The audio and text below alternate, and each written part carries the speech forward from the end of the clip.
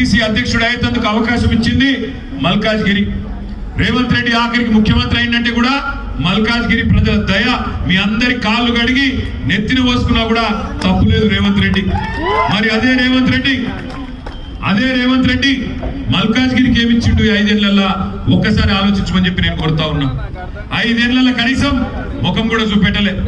వరదలు వస్తే పత్తాలేడు, రైతుల కష్టం ఉంటే పత్తాలేడు, కేంద్రంతో కొట్లాడుతా అన్నాడు, ప్రశ్నిస్తా అన్నాడు, పార్లమెంట్ లో పత్తాలేడు.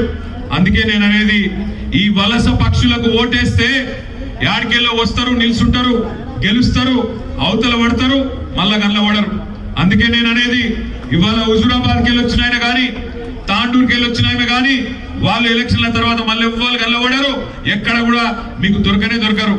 ఎన్నటికన్నా మళ్ళీ ఉండేది పక్కాగా మీ పక్కనే ఉండేది ఉప్పల్ నియోజకవర్గంలో ఇల్లు కట్టుకుని అక్కడనే పెరిగి అక్కడనే పుట్టి